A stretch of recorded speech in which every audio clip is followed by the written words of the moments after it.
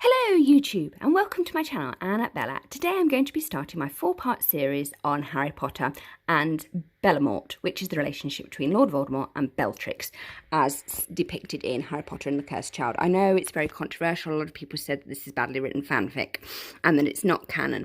It's a new play by Jack Thorne and it's based on J.K. Rowling. 7 books. Here they are.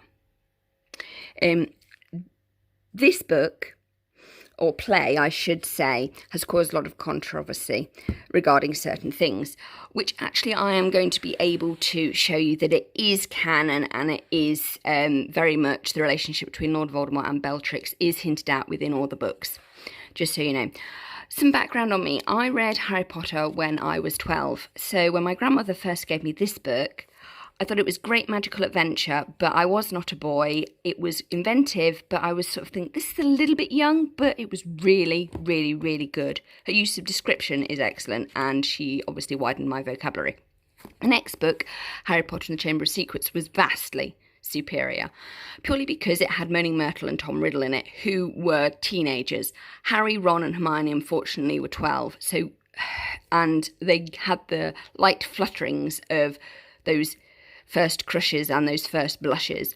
So that was interesting in itself. Then the third book, he was 13, I was 14, that is Harry, and his world got vastly more complicated with the time turner, and we could really start beginning to do theories. What you need to understand is for the first 4 books, 1, 2, 3 and 4, there were no movies.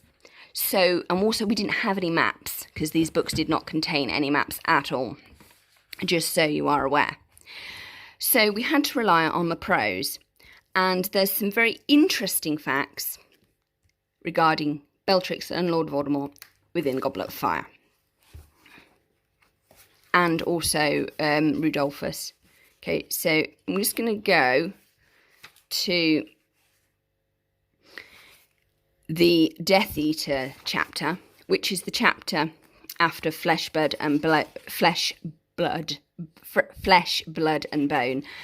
where Lord Voldemort has risen again on page 558. Yes, a children's book with over 500 pages, the horrors.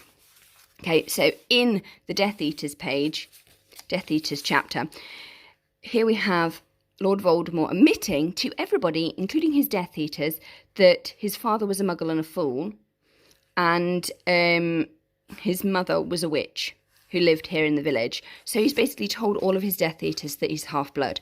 They do not seem to mind. That's very important because Bellatrix, Rudolphus and his brother Rastaban are not at the scene. And it's interesting what he says about them a couple of pages later. Voldemort moved on. This is when he's going around talking to one of his Death Eaters. This is on page The Death Eaters. It's still in the Death Eaters chapter, page 564. Lord Voldemort moved on and stopped, staring at the space large enough for 2 people, which separated Malfoy and the next man. The Lestrangers should stand here, said Voldemort quietly, but they are entombed in Azkaban. They were faithful. They went to Azkaban rather than renounce me. When Azkaban is broken open, the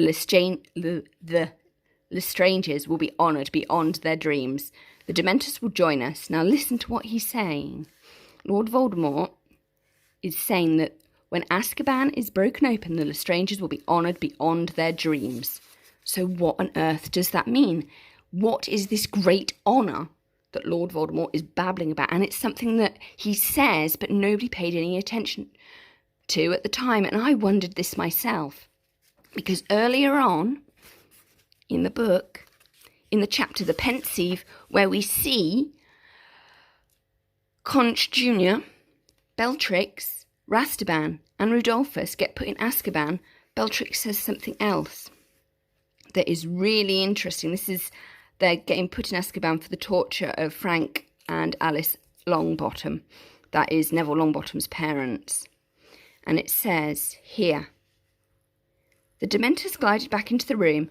The boys' 3 companions rose quietly from their seats. The woman with heavy-lidded eyes looked up at Crouch and called, "The Dark Lord will rise again, Crouch. Throw us into Azkaban. We will wait. He will rise again and will come for us. He will reward us beyond any of his other supporters. We alone were faithful. We alone tried to find him. What is this reward that Bellatrix keeps babbling about and seems to think that is definitely going to happen?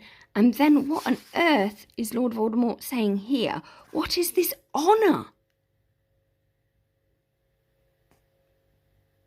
The Lestrange will be honoured beyond their dreams. And I think that is simply this. And it really is that simple.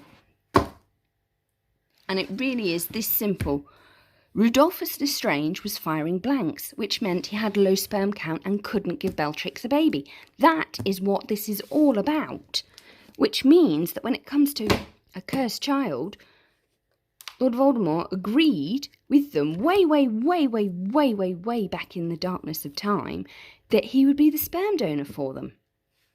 And I think that that was it. That they agreed to follow him if he would be their sperm donor. And it's quite clear here that Lord Voldemort thinks that he's going to honour them. And it's quite clear here that Bellatrix is going to get some sort of reward for her faithfulness.